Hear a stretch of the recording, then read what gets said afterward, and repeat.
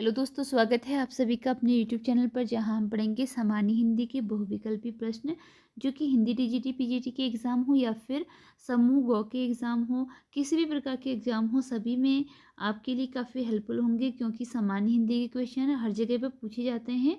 तो चलिए स्टार्ट करते हैं अपनी क्लास। पहला प्रश्न है इसमें आज का, आपको यहाँ पर विलोम शब्द ज्ञात करने हैं, मतलब कि विलोम शब्द बताने हैं। तो पहला प्रश्न है, देखिए पहला शब्द है खेचर।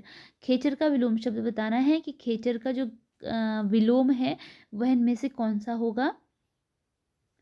राइट आंसर है ऑप्शन ए भूचर। खेचर का विलोम है भूचर। अगला शब्द है गणतंत्र। गणतंत्र का विलोम बताना है।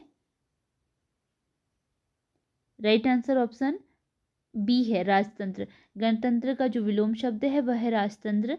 अगला शब्द है ग्रहीत।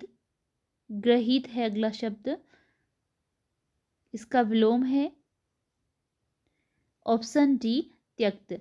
ग्रहित का विलोम है त्यक्त। अगला शब्द है चतुर, जिसका विलोम शब्द है मूढ़।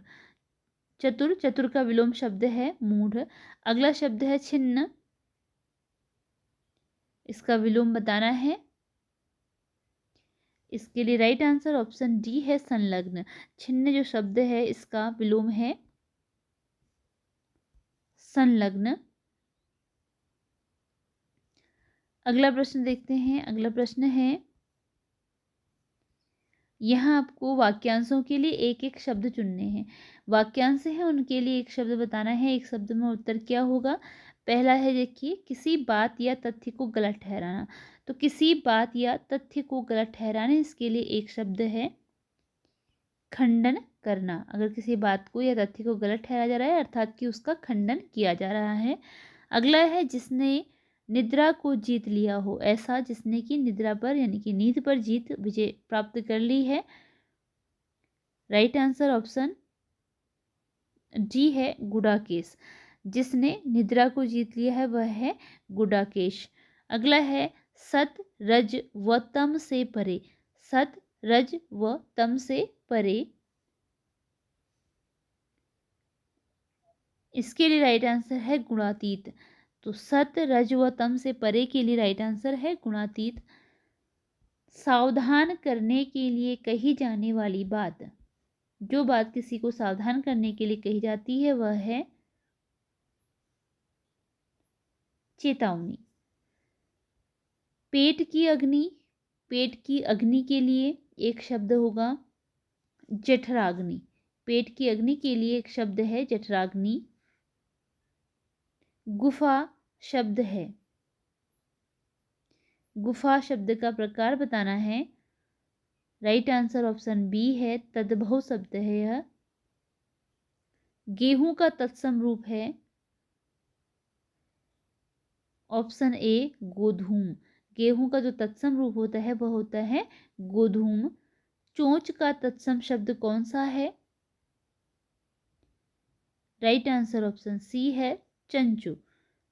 चोंच का तत्सम रूप है चंचू।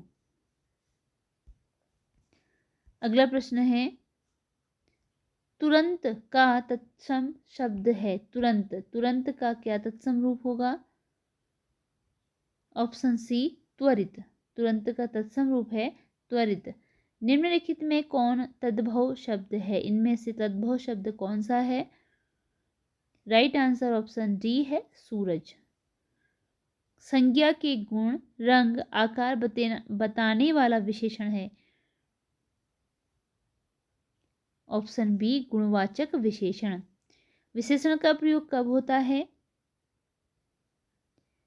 राइट आंसर ऑप्शन सी ए और बी दोनों राइट आंसर है। विशेष्य से पहले और विशेष्य के बाद। निम्नलिखित में कौन गुणबोधक विशेषण नहीं है। इनमें से कौन है जो कि गुणबोधक विशेषण नहीं है, गुण को नहीं बताता है। Option D 50। यह क्या है, संख्या का बोध करा रहा है, संख्या बोधक है। पीली साड़ी दुकान से खरीदी है, इस वाक्य में विशेषण तथा विशेष्य क्रमशः हैं।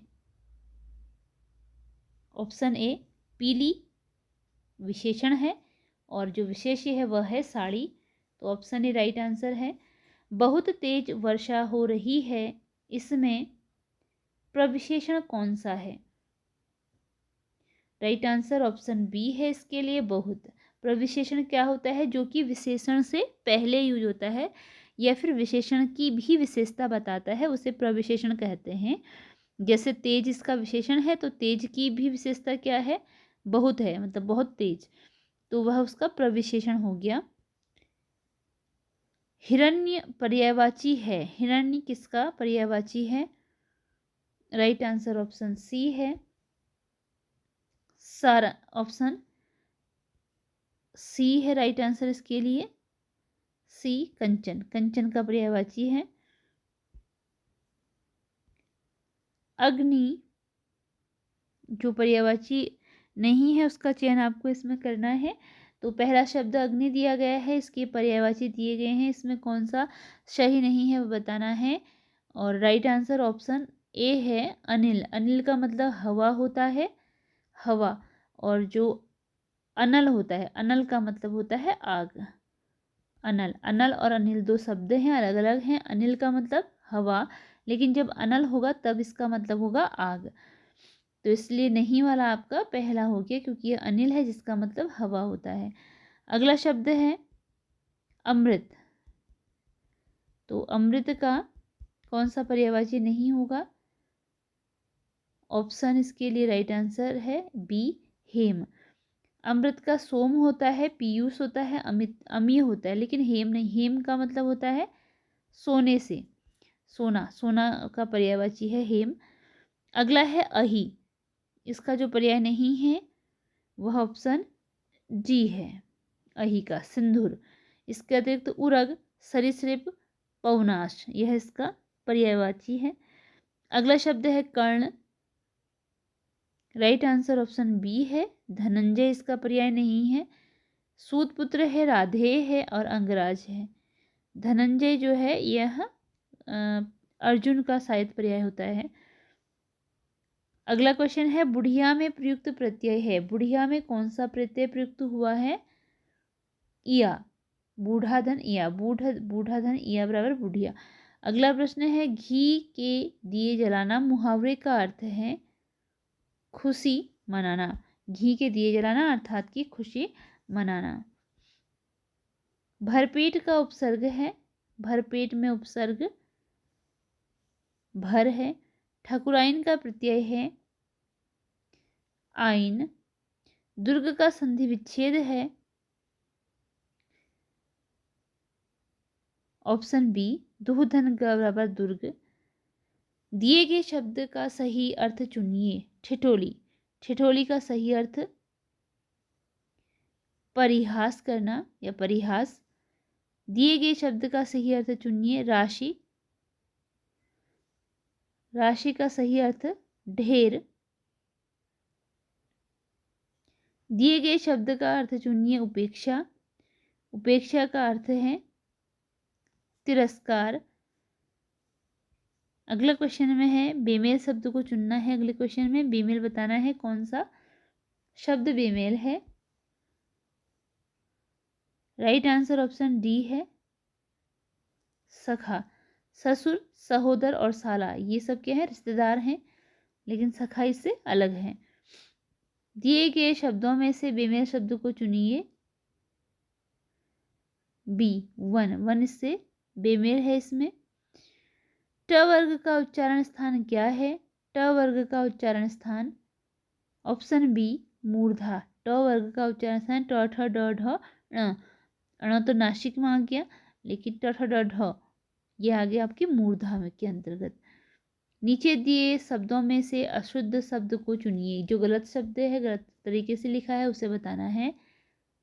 ऑप्शन सी है दुर्गुण, तो दुगुर्ण हो गया यह, ठीक है, दुर्गुण होना चाहिए। इसके अतिरिक्त बाकी सभी शब्द सही हैं। अगला शब्द है, अगला प्रश्न है वर्तनी की दृष्टि से सही शब्द का चयन कीजिए। वर्तनी के आधार पर सही शब्द इनमें से कौन सा है? ऑप्शन डी विशेष। वर्तनी की दृष्टि से शब्द सही है विशेष। सद्गुरु का संधि विच्छेद है। ऑप्शन ए सत धन गुरु बराबर सद्गुरु। लंबोदर कौन सा समास है? लंबोदर में लंबा है उदर जिसका, तो राइट आंसर इसके लिए ऑप्शन बी है बहुव्रीहि। गांठ बांधना मुहावरा का अर्थ है। ऑप्शन बी अच्छी तरह याद होना। इनमें से कौन व्यंजन संधि का उदाहरण है? ऑप्शन सी किंचित। नागरी लिपि कौन सी भाषा की लिपि नहीं है? इनमें से किस भाषा की लिपि नहीं है नागरी लिपि? गुजराती की नहीं है। हिंदी, मराठी और संस्कृत की लिपि देवनागरी है। अंधा होना का अर्थ है पूरी तरह विवेक खो देना। अंधा होना अर्थात पूरी तरह विवेक खो देना। तो इसी के साथ आज की यह वीडियो यहीं पर एंड होती है। मिलते हैं अगली वीडियो में कुछ नए प्रश्नों के साथ। धन्यवाद।